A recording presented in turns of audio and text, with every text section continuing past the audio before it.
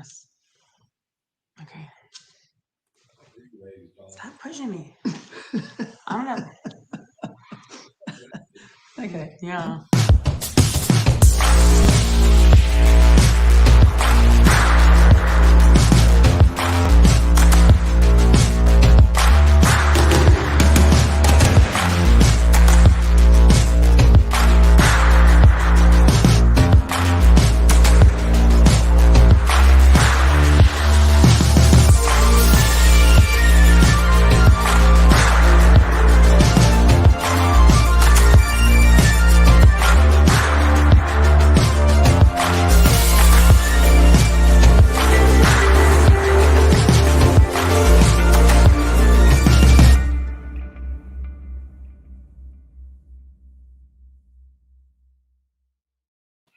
Hey, welcome, folks. John Shinholser here, live at the McShin Foundation with another episode of Getting Her Heard award-winning podcast. And today we got a special group of ladies with us. We're going to talk about A Night for Scott. But before we dig into that, I'm going to ask Jill to introduce herself. And then when you get done, we'll introduce her mama, Linda. Jill. Okay. Tell us Hey, who you are. John. Hey, Hey. thanks for having us today. It's always fun coming on your show. So I am Jill Cichowicz. I think a lot of people at McShin know who we are by now, but we started A Night for Scott after losing my twin brother to an accidental drug overdose. And we're excited because it's coming up next weekend. Mom, did you want to introduce yourself? This is my lovely mother. Scott's mother. Yes. As well. Jill's twin. What's your name? Linda Zabrowski. Well, that was a strong introduction there, Linda. So just briefly tell us when is Nights for Scott? What the theme is this year, because I know there's a dress code, and then we'll go from there. So A Night for Scott is going to be Saturday, May 22nd. That is 1 week from today, or this week, Saturday. We are doing an online auction app this year. That is something new that we have never done. So the bidding, people will be able to start bidding on the items this Saturday with our website. So we will promote that. We'll give it to you. We'll put it on the All for Scott Facebook page. It's at Salisbury Country Club. It's at 3 p.m. It is a fascinators and bow ties theme. And if for those people that don't really know what fascinator is, it's just the fancy hats they wear in London. The little fun little side hats. We will have Miss America 2020 as a keynote speaker. And you guys know Dan Schneider, the pharmacist. He's coming to speak as well.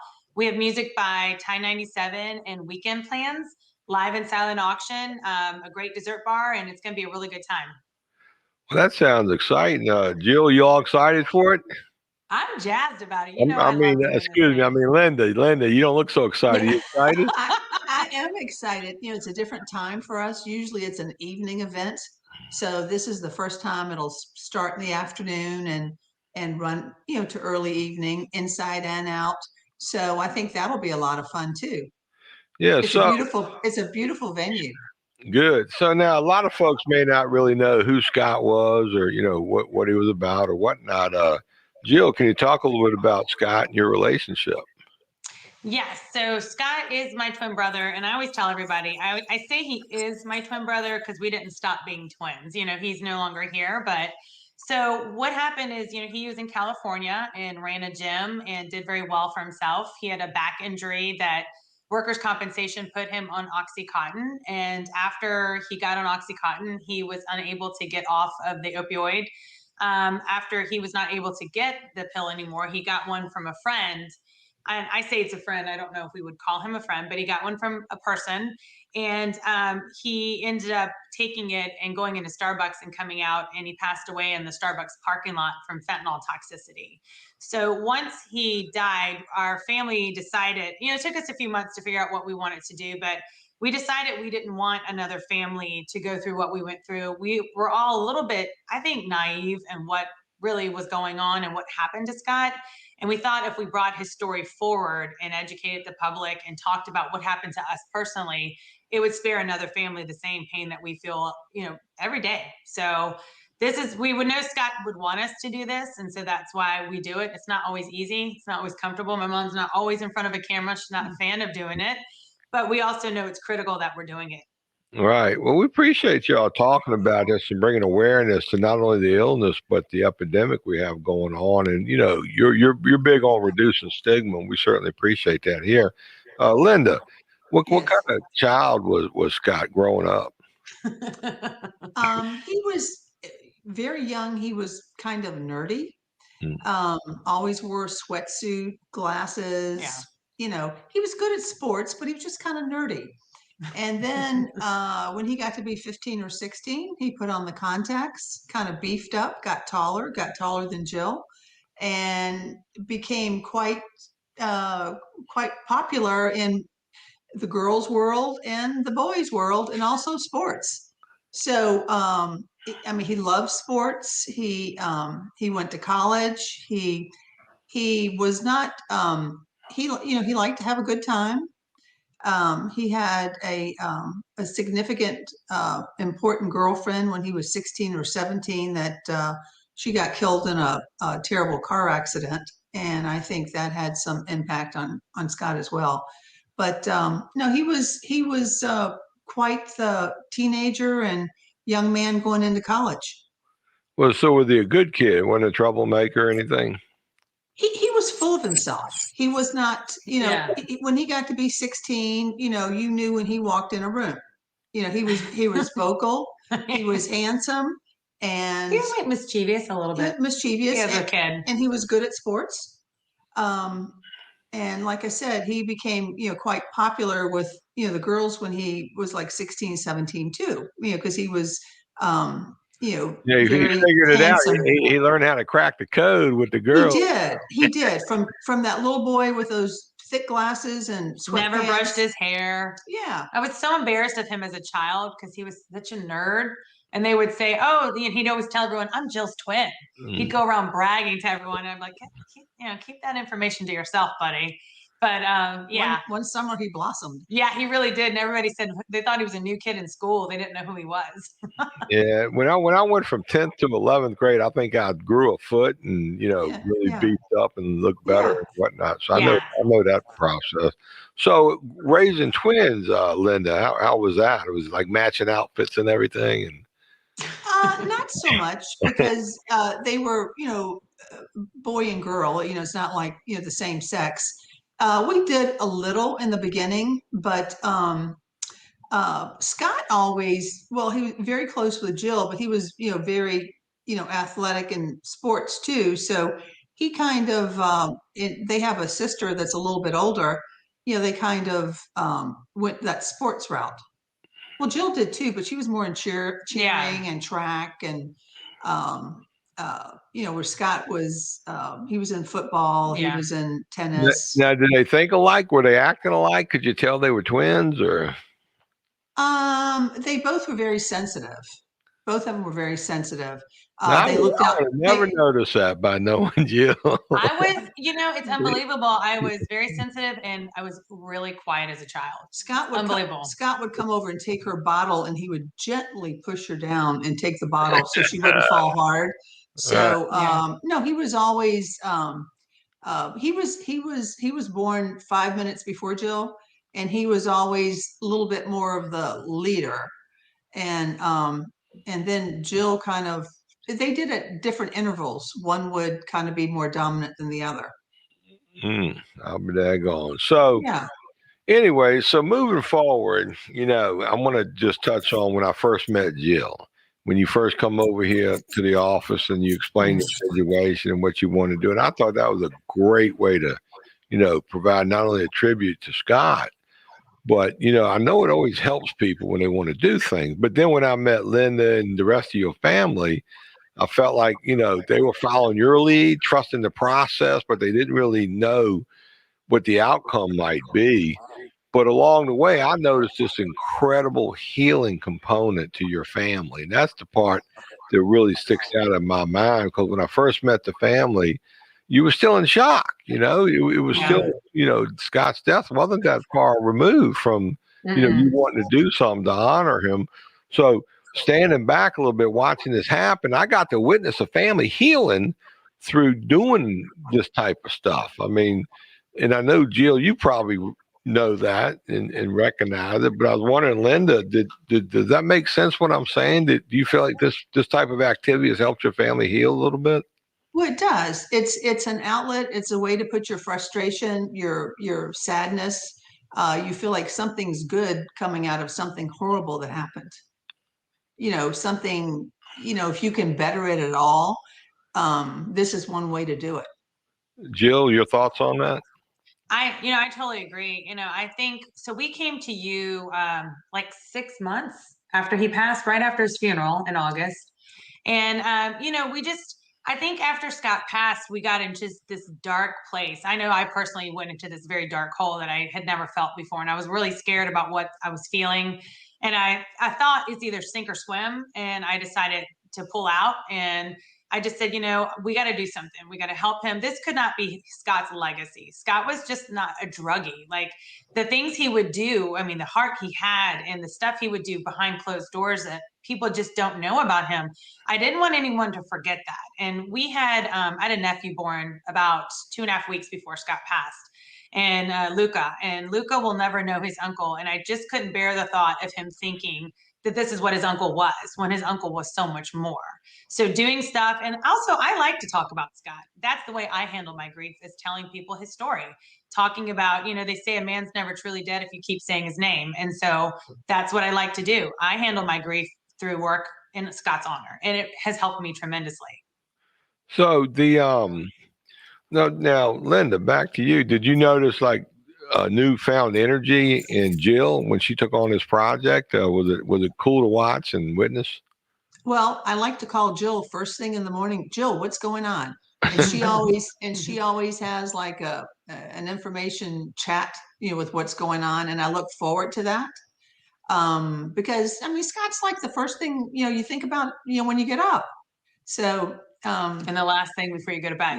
Yeah. He's never away from us. I mean, Scott was close to our whole family, but I think Scott was particularly close with my mom and I. He spoke to us most often and really wanted the opinion to be high of him. And he really looked like he needed it from us at all times. And we were always there to help him. It didn't matter what he asked. We might have been enabling, but in the same sense as I just couldn't bear the thought something happened to him and I wasn't trying to help him at that time. And I think you probably feel the same. Yes. What we thought was helping. And, and I'm so glad to hear, when people talk about that rabbit hole, that they have to come out. Oh, rock bottom. Yes. Yeah. And that's so untrue. We don't like the words rock bottom. I know everybody says you got to let him hit bottom to bounce up. And honestly, he never hit rock bottom. He was close to it, but he never made it back. And so we're big believers that you don't let them get to rock bottom. You try not to let some intervention. Yeah. Yeah. Right. Now, out of curiosity, how'd you find us, Jill McShann?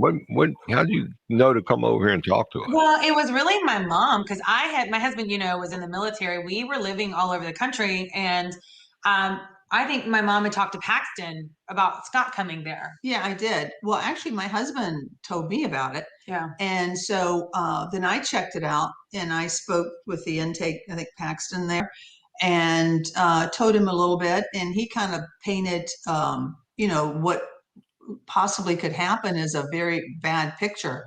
And I said, well, let's try and get Scott in there. And Scott had intentions of coming back to come to McShann, and he just didn't make it. So that's from California. Yeah, that's how Jill found us to come over. Yes, my husband told me about it. You got some write up in the paper, and he was in all the good things that your organization had done, and he said, why don't we check this out? And we had also gone to Sheriff Carl Leonard because my dad had heard about the HARP program in the news or in the paper, and said, you should really, if this is what you want to do, these are the people you need to reach out to. And as you know, in the beginning, I was reaching to, you guys. I went to Sheriff Leonard, Dr. Abubakar. I went through everybody in Richmond that I thought had a connection of how to get this thing going.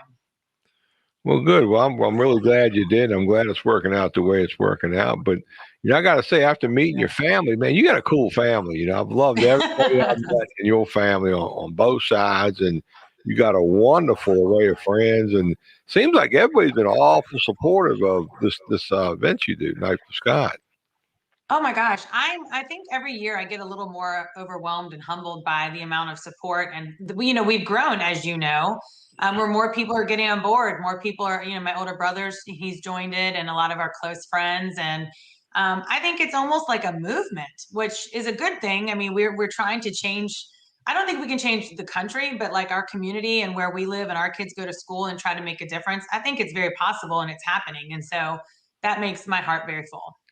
A lot of families, they don't like to talk about substance use Right. disorders. They suffer from stigma and they're not quick to share it. And I noticed your family, it appears that y'all are, you're welcome to lend a hand to anybody that wants to talk or chat. Linda, in your experience since you began this event, do you think that's helped you communicate better with friends and neighbors and talk about things? Well, every day, like when you go and check the news or you're go on your computer, you hear about another someone died, a celebrity, and usually those are the ones that reach. I mean, just recently it was some football player from Hawaii, I forget, and they said his was fentanyl as well, and I believe he was early 30s. Um, I have some people that have had similar situations reach out to me and they'll talk about it. But not so much. They're still a little that they like to support and they sit back, look and listen. But I've had a few that have had similar situations, and if they've already experienced it in some way, they like to make contact. But if they haven't experienced it, I think they're a little bit more just kind of watching. Right. Well, I think this is how we reduce stigma. We got to bring the problem, you know, have awareness, but not only that, when people get to see families like y'all active, doing things, doing these wonderful events, be willing to share. I know Jill talk to anybody. I mean, a lot of people suffer from grief and I know y'all are quick to talk to people and share your experience. And I just think overall, this is just an incredible, wonderful activity and event y'all organized. And where do you think this might go down the road, Jill, or how do you want this to end or look or keep going? Well, I mean, you mean the fundraiser or just the advocacy work or Well, both? I think the fundraiser was a stepping stone, for what you can do. There is no limit to how impactful you can be or a night for Scott Right. to be. You got some ambitions. Right. Well, when we started it, we kind of thought it was going to be just a year. We were just going to do it to keep Scott's memory alive. And because we had a very small funeral, it was kind of closed, and a lot of people wanted to pay their respects to our family. So we did it the first year, and then it was such a success and everybody really enjoyed it. We said, well, let's do it another. And so, we're coming up on the fourth year, which is crazy, isn't it? Yes, God, I time think flies, man. It don't seem like 4 years, but I Doesn't guess seem it's like 4 years, does four it? months. Good Lord. No, no. What were we saying? I was going to say, I don't picture it ever ending. I think it's a beginning. And I think, it can really, really go to lots of places to help lots of people. And, it's just getting started. Yeah, I think we're kind of just starting to get warmed up. I think the fact is, it's taken off and more people are starting to follow us and want to get involved. And you hit the nail on the head when you said stigma, John. There's still a lot of stigma. I mean, and I would say probably it's a generational thing too, with some of like maybe your people, like your age group versus I think people that are, especially the younger people coming through that are like 20 and high school, like it's kind of trendy to be like hashtag end the stigma, hashtag opioid awareness, which is good that they're doing that because they're getting hit pretty hard right now. But I think with my generation, we're kind of on board. There's some people, and I think as you get older, there's still a lot of judgment. There's still a lot of people that don't probably support what we do and probably don't think that we're. Well, the magnitude. Yeah. I mean, you've always had issues like this going on, I remember things going on, when I was young, but not this magnitude and not killing this many people. Right. I mean, this is serious. Well, that fentanyl, the real game changer for people. And see, we've become so global, and things come in and they get out of control, and it's Right. like it's never been at this magnitude before. Well, if you follow all the opiate epidemics this country's had going back to the Civil War, it's always been like a 10 to 15 year lag period before you can level things off. And Jill, you know as well as I do that it's Purdue Pharma and the OxyContin epidemic triggered this Right. current opiate epidemic. Right. And then our foreign enemies, of course, are piling on with the fentanyl. And it's not good. It's going to be here for a while.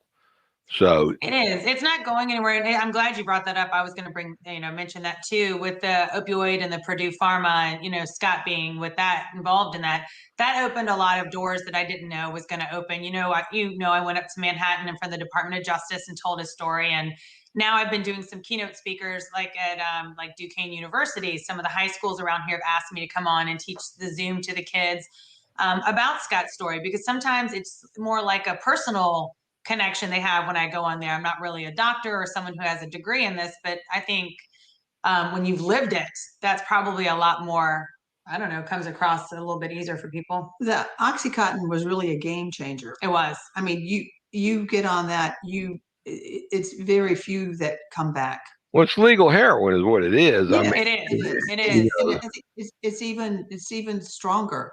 And if I guess it is possible, and some people, few do come back, but the relapse and the brain damage, it's very hard to make that comeback. I remember in the late 90s, sitting at the coffee shop after meetings. I'm a meeting maker without, breaking my anonymity to the actual name of the 12-step program. But we'd be sitting around and we'd have newcomers show up talking about these pills they're getting and how easy it is to get them. And I'm sitting there, you mean all you got to do is go in and tell a doctor you got, back pain and they give you these pills? They said, yeah, it's that easy. And man, we lost a lot of addicts back then, in recovery, because they found out how easy it was to go get this stuff. And then I remember in 2006 when they had a lawsuit and a settlement case.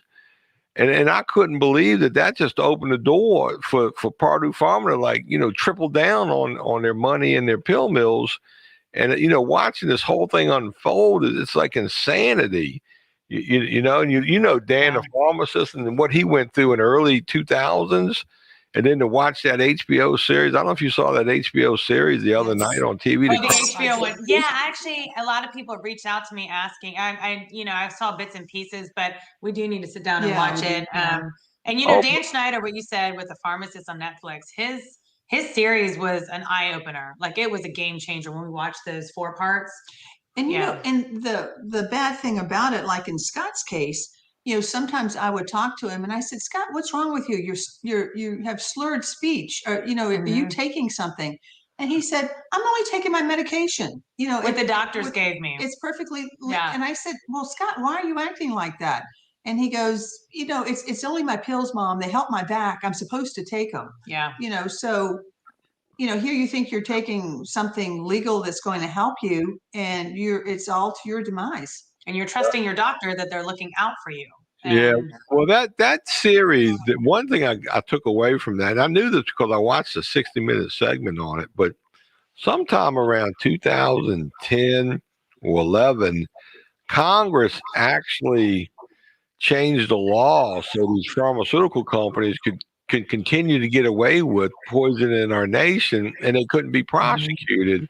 Right. Don't quote me on the year, but I thought, oh my God, every single member of Congress is implicit in this opiate epidemic we have, and the people, it's like they don't care. I mean, I'm flabbergasted at how our entire Congress can vote. It was almost a 99% yay vote that gave a loophole to these companies, even after we knew all this, after all the hard work Dan did on the pharmacists and exposing this.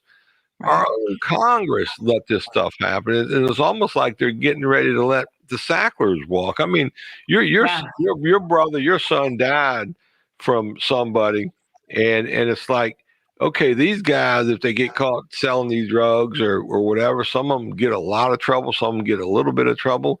But good Lord, look at what Congress did, and I haven't seen any of those people go to jail. I haven't seen any of the Purdue Pharma people go to jail. Nope. But yet they're so quick to lock these other kids up. And I don't mean to get off the subject and get on a rant, but there's just so many levels of guilty parties, and there's so many more Scots are getting ready to die.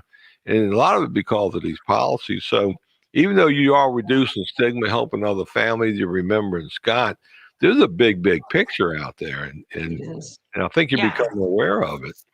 No, and it goes to show you with like the Sackler family, money, power, and greed. They're getting away with it. They're getting off, Yeah. and it's alarming. And being on that Purdue Pharma ad hoc committee, I have met many families that have lost someone to the opioid crisis, and it's horrifying the details of what these families go through, all because of big pharma. It's sad. It's sickening, Right. actually. Yeah. Well, let's bring it back in, I guess, to the Nights for Scott here. So tell us, what you got any cool auction items or anything, or? We have a ton of them, and it's funny. So our ticket sales are almost shutting down. We're almost at capacity. I'm surprised it hasn't sold out yet, but I think a lot of people are waiting to see how COVID was, and things, as you know, are getting a little better. Most people have been vaccinated, so they're kind of ready to come out and kick up their heels. But we have like a really cool beach house in the Outer Banks that was donated, a house in Wintergreen. What are some of the other auction items? Tickets to the Washington Nationals baseball game. We have some really, really cool items that have been donated. We get a lot of support. Yeah. And you from some of your beauty places, like treatments. my good friend with Veda with Salon del Sol, my friend Cynthia. People, a lot of the Dr. Naim too, he's really big with the Best Fest. He's donated. And it's funny because of what we've started to doing, then winning the Best Charity event. And Channel 8 is our corporate sponsor this year. So they're plugging us on their website, their social media. Every top of the hour, you'll see like a little 10-second thing come over about a night for Scott. And I have people reaching out to me that I don't know yet. So it is growing, and it's exciting to watch. It's kind of fun. And this year you've staggered the time. It looks like you can come early, stay late, or. Yeah, we decided to go a little earlier to make it more garden party-ish. And then there's a lot of people that had conflicted. Like, we always have it in February because of Scott's anniversary month. So being in May is a busy time for weddings, proms, people's soccer schedules. But they always said they wanted to come and support us. So they wanted to come a little later. Would it be possible? So we left the time a little longer.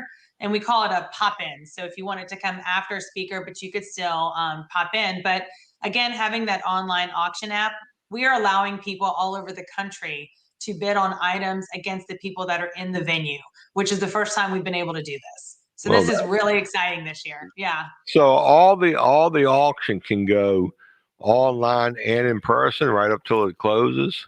Yes. So we have an auction app, and like I said, it'll go live this Saturday. I'll share the link with everybody. You guys can put it on your page too, so we get it out there a lot. People can actually start their bids this Saturday for an entire week up until the event. Well, that's pretty cool. Now it's going to be indoor, outdoor. It's over at the country club, Salisbury Country Club. So indoor, outdoor, all indoor. We did both because we wanted to make sure everybody was staying, socially distanced and safe. And the weather's nicer now too. And so the band will be set up outside. We have a tent, and so it'll be both indoor, outdoor, and then we'll have the keynote speakers inside. And we've also gotten some really cool videos from Senator Mark Warner and Ryan Hampton. And so we'll do a little slideshow so people see some of the messages, and it's going to be great. I'm really excited. Oh, that does sound like a lot of fun. But now these events take a lot of work, don't they? Yes. It's like a full-time job. You're like doing this full-time. I am. Yeah, I think she is. I just pop in and listen to the morning, whatever's going on, then I move out. Jill does it all. That's not true. No, I do say I always envision our family starting this and staying with it and staying actively in it. And I hope that more family members want to get on board as we move along. And some of our friends are like family to us. So we've known for years. Yeah. And I think we're all going to keep doing this. And as you know, we're in the middle of starting a nonprofit. So that's kind of something new that we are expanding our message to go more for adolescents to help them with substance use disorders and their families that are struggling right now. Yeah, that's just a marvelous idea. I love the way this thing started out and the direction it's going. I mean, you're going to make a big difference down the road. You want to talk about that a little bit, the expansion, nonprofit, where you hope to go? Yes. So, and I talked to you a little bit about it. And, it's all good. Yeah. After, after we started Night for Scott, we started kind of, what do you think? Like refocusing where all this is going to go. And, where do you really want to start your focus? and Going younger, we thought was getting to to the root of the source problem earlier. We felt like with Scott when he lost the girlfriend. Well, she talked to a lot of medical people, Right. and they seemed to think that, the proclivity or, may start early. And then if something like either this Purdue Pharma, with an Oxycontin, because, is introduced, it's much easier to start something like that than someone maybe that didn't have an issue that happened earlier. So it's all this early education that we never thought about before, and it was quite eye-opening for us. So, are there any new prevention techniques that you're looking into, or do you know of any, or is this going to be more the same, or? No, we're trying to, because Dr. Abu Bakr is on board, and he's a wealth of knowledge, as you know. What I think what we did is we tried to get as many people that we know that are educated on the subject, more so than we are, and kind of bring them around us to make it a really strong team. So I think we learn something new every day. I have learned quite a bit, and Sheriff Leonard and I talk about this at length. There's a childhood trauma that's triggering this. Like, you've got to get to the root of what's happening with these kids. And it could be trauma that is not that big of a deal to us, but it was a big deal to that person. Or it could be a very big deal, like sexual abuse or, physical abuse from somebody. So I'm very interested in trying to think and get involved in more of a counseling, resource center and trauma with these kids to prevent it and educate them earlier on so they can possibly avoid this. Yeah, I know. If there's one thing I learned about, we had that sober high school here for a while. Right. If there's one thing I learned about the Department of Education is they don't want to discover anything, because then they might have to do something about it. Yeah. But these stand to the side, standalone groups and organizations like you're starting, see, that kind of takes the burden off the education folks and allows y'all to flourish in what it is you need to be doing. Y'all were just, in case I don't ever say it enough, y'all were just so gracious and instrumental to us and the Scott House that you're able to help fund and get going. And I don't know if you realize how many people you helped in the early recovery and sober living. You're probably 100 people, I would dare say. So there's still been a great impact y'all had on us. And like I said, we're very honored and proud to be able to be part of this and help you get to where the next level is and where you're going. So I just think it's so exciting that you and your family were able to, grab hold of some light in the darkness and see some positive movement and go do it, because I think you're going to do just so well, moving forward. And it's been a lot of, there's blood, sweat, and tears into this thing now.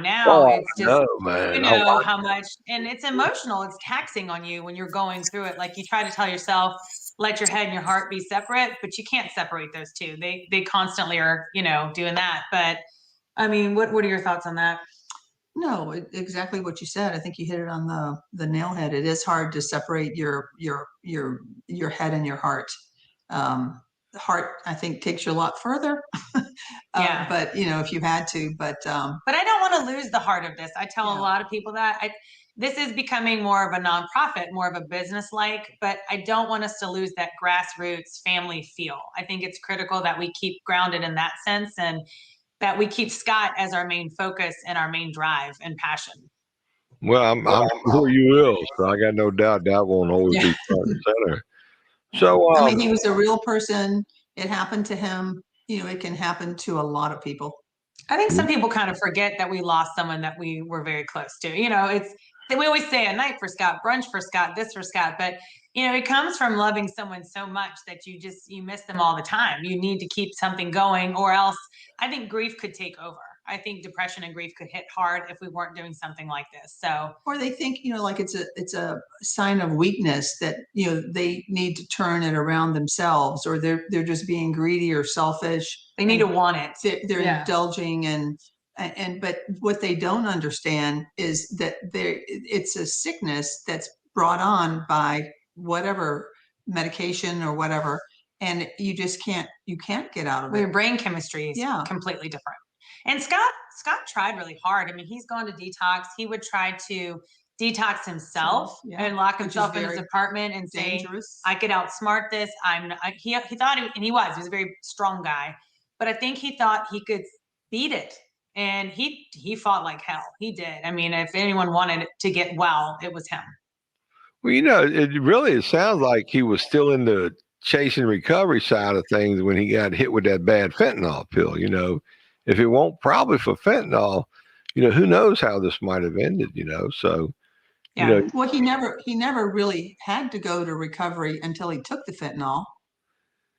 well, I mean, Yeah, the Jill, fentanyl. Yeah, the OxyContin. Yeah. right, He that's never what even. I'm saying. Yeah, right. He Yeah. was leading a normal life. Right, He yeah. was working every day. He was, he liked to party. We always tell everybody, we're very open about his story. We're not like denying things. No, he was not. We're not painting him a No. saint. No, We're not doing that's that. what I was saying. I mean, he Yeah. had the opiate addiction piece going, and he was in and out striving, trying to get some recovery, and he was Right. in the middle of it. But if it wasn't for that fentanyl pill, And it was a lethal amount that took him yeah, out. Right. Yeah.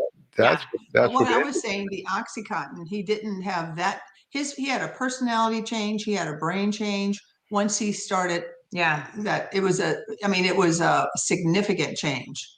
Everything.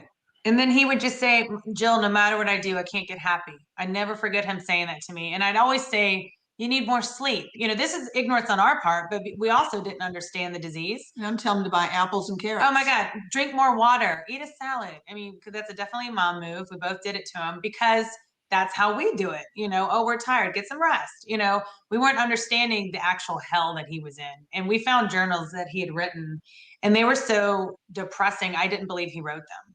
And that how he viewed himself. And it was obviously the brain. And they're all dated when this all started. Yeah. So you got good chronological order on when his We brain do. changed and how deep I guess he went. I could talk about this a lot in recovery. Once your brain gets hijacked and you catch yourself trying to recapture that drug high, but see, once you get in recovery, you get a taste of that recovery high. If you get a big enough taste, you don't want to go back to that drug high for the most part. And, I think a lot of people need to hear that, that the recovery high is better than the drug high. And I had to come to grips one day. I mean, as you know, I've been clean a long time. And I never thought I could live without that drug get high, to be honest with you. But it wasn't until I experienced the recovery high that I thought, holy smoke, this is not only better, but it's bigger. And I can get more of this. And there's no limit to the level of the recovery high I can get. There's always a limit to the drug get high. You ain't going to get it so high. So I always remind folks in early recovery, just hang in there till you get that recovery high and know that you can get a bigger and bigger recovery high as time goes on. There's no limit to the recovery high, but there's always a limit to the drug high. And for those with substance use disorder, like you said, you can't never be happy again. It's just so hard to be happy. So, I think if he'd gotten in a right program, he could have been really successful in his recovery. Yeah, he was alone a lot. Isolation was the worst for him. Oh God, yeah. Isolation's a kiss of death for recovery. Yes. It's just you need connection to community. Plain and See, we didn't realize all that. We didn't. We just thought, oh, he's just got to turn his act around. Yeah, he's got to want this. He's got to pull it together. Yeah, we didn't understand it. Wow. I see Johnny Fab. He's a regular on here. What's up, Johnny? How you doing, my brother? So you mentioned a little while ago, it's like a full-time job running these things. It takes a lot of work, a lot of effort, a lot of energy. And the more you want to do, of course, the harder it is. And I imagine your husband, he's watching how hard you're working on this. Yes. I mean, I know he's got full support. He loves the idea and whatnot. You catch yourself doing too much here. You do. Yeah. She does. It's kind of. Yeah. No, she does. She goes to bed, 1 o'clock. She's up Yeah. at 6. Yeah. But I don't call her till 9. That's when I get up. All right. I gotcha. But it's kind of like, not to compare it to the recovery high, but when you accomplish something, or like with this fundraiser, when we get something donated that I think is a great item, or a company decided to sponsor us or get on board, or we made a new connection, it's like all of a sudden, yes, we're getting ahead of the game. We're getting the message out there. We're getting this story out there, and I love it.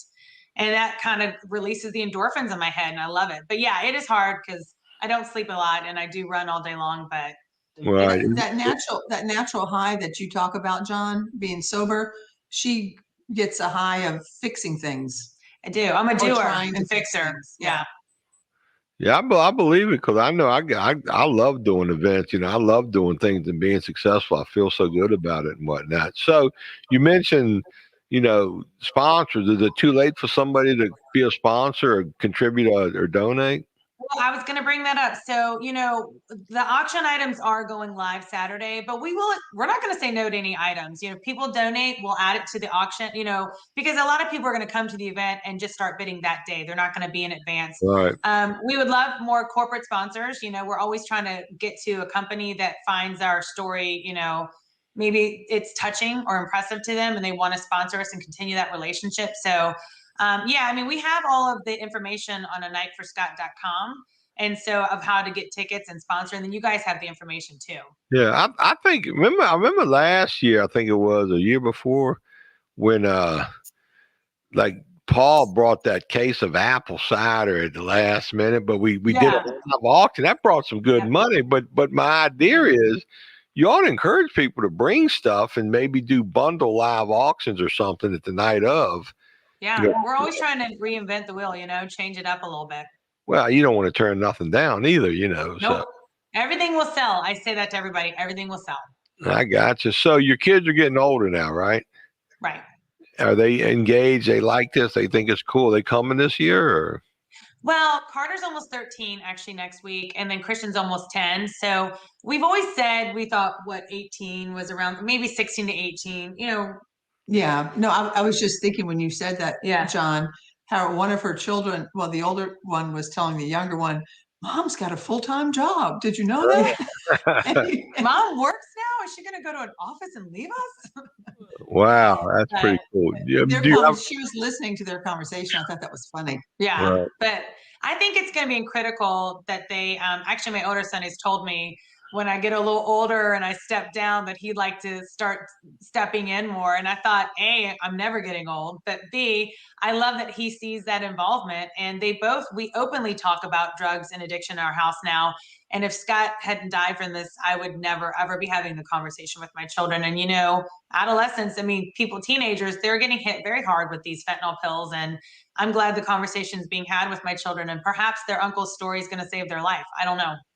Like that little 12-year-old boy in California. You sent me the picture. He took a pill. Yeah, I'm on this group called Can You See Me Now? You might know it, John. And people have died from overdose. And there's so many mothers that have come on with their 15, 14-year-old children that were gaming with their friends and decided to take a pill while they're playing Xbox, and they both were dead. He told him it was a Tylenol. Yeah. Wow. And it was fentanyl. And I called my son in the office. I said, Carter, you look at this boy. You look at this boy. He's 2 years older than you. You tell me that you're not going to, So again, it's a frightening time for everybody, especially kids. Adolescents, I feel really needed someone to come through and support them right now. It ain't none of business how you raise your kids, but I wouldn't. I would suggest when they get to be a teenager, you let them start coming to the Night for Scott. They don't have to stay all night, but. Yeah, no, they will. They will. I think just a little more age, on them, and I think they'll enjoy it. My nieces and nephews come, and I think it's critical that they come and hear what we have to say. I got another idea just come to me. So I get these ideas all the time, but maybe organize a youth, night for kids, and get a bunch of youth involved. Target that youth population. We're going to do a night for youth, but a Night for Scott for youth, so you can educate these kids. This is what can happen, and do a similar event, of course, without I guess the alcohol and whatnot. But you got so many different tentacles out there you can get involved with. Yeah, do a bowling alley with pizza or a rock wall pizza events we're talking with the new nonprofit about doing like community session evenings, about inviting youth and their parents to maybe give out Narcan, maybe, talk about the dangers of this. If their kids are experiencing this, how they can go to get a resource and help them out. So, all roads are possible right now. We're definitely in the early stages of developing this. I think the hit, though, what I'm trying to say is get the kids involved. Let them do a lot of the lifting, a lot of the work, but make sure it's a fun social event too, where boy gets to meet girl if that happens, instead of old sock hops, you have little, information hops or something. Yeah. You do want to maximize the outcome of your efforts. And Absolutely. Yeah. I think that's a cool idea. If I was a 14-year-old boy and I knew there was going to be 114-year-old girls, I'd be all over that, So any other thoughts or ideas, anything I'm missing you'd like to cover or talk about? Can you add anything, Mom? No, just come out for the event, have a good time, and enjoy, all that Jill's worked hard to put out there. And our team, yeah. we have everybody on the team works tirelessly right now. I mean, everyone is putting in overtime, but they all share the same drive and passion of wanting to make a difference. And it is a fun night. I mean, you've been there. It's a good time. It starts off a little slow and sad when you hear some of the speakers, but every time I meet someone that has come to the event, they're like, I went and did this, but because of what, one of your speakers told me, I stopped in my tracks and I didn't do it. So I know people are, getting the education and awareness that we really want them to receive at this event. Right. And I know, like I said, I do know you got two great guest speakers. I know Dan Snyder, the pharmacist, is going to do a good job. He's a fun guy to talk to. Right. And Camille, she's a wonderful young lady and she's fun to talk to. They're both very personable people. And they are. And they're a really good duo. I always say they're like a nice little yin and yang, the way they present together. I think they do really well speaking publicly together. And Lonnie Baldwin, do you know who he is? He's also speaking at our event. Have you met Lonnie before? Lonnie, what's his last name? Baldwin and his wife, Tanya. I don't know. They come to all of our events, but yeah. So it rings a bell. Lonnie does ring a bell, though. I think I met him. He has a great success story. He does, and he's heavily involved in the recovery community, and his story is pretty unbelievable. And I know he and Tanya have been involved with the AA programs at Tucker's and things like that. So they're very well known in recovery communities. But I can't wait for him to share his story. People keep asking me what's his story, and I said it's not my story to tell; it's his. Right. And that's why we chose him to tell it at the event, because I think people are going to get a lot out of his story. I'm really impressed with him. I would think I know him, so just because I don't. When you see him, you probably will. Oh yeah, I'm sure I will. So we've been talking almost an hour. Any last words here, Linda? I'll let you go first. No, just looking forward to seeing you, John. And always a pleasure. And like I said, for a fun evening, a very impactful evening, and just to share with people, and hopefully it will all make a difference, or start beginning to make a difference. What already has. Yeah, you're right. I'm looking forward to it. I'll be there, me and my wife. Jill, last words? No, I just, like I said, I just appreciate for everybody's support. And I mean, it's quite overwhelming how many people reach out to us and want to help us. And I love that. And I just hope that we continue to make a difference in Scott's honor. That's really always been the goal. Well, we appreciate y'all coming on the show today. We're just going to be up on the Facebook page, Justin, probably right now or in the next 10 minutes, so we can reboost it out. People can listen to it and get an idea of who Scott was, who the family is, what the cause is for, and what the hope shot's going to be. We're very excited, and we're just pleased and blessed to have you on the show today. So, ladies, I'm looking forward to seeing you next Saturday night for Scott, Salisbury Country Club. We've been posting the website, and we'll repost it, so they'll know where to go and who to contact. And until then, more later. Thank you very much. All right, thanks, John. Ladies. We appreciate it. Thanks for having me. Take care. Thank you. Bye-bye. Thank you, Justin. Bye. Good job.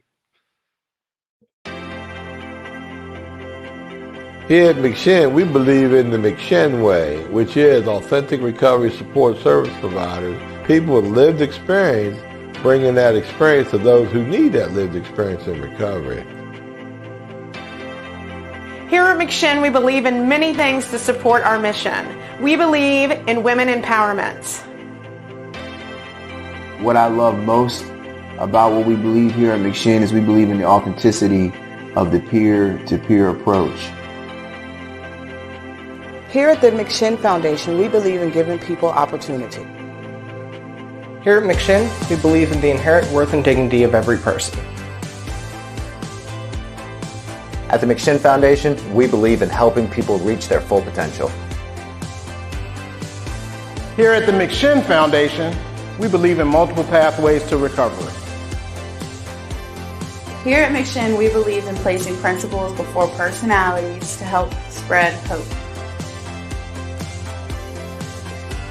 Here at McShin, we believe that recovery is possible and that any person seeking recovery can become a more acceptable, responsible, and productive member of society.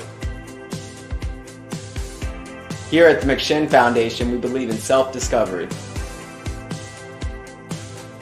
Here at McShin, we believe in saving lives and offering second chances. Here at McShin, we believe you can do this. Here at McShin Foundation, we believe that we can only keep what we have by giving away, which is why we continue to help others like us seek and find recovery.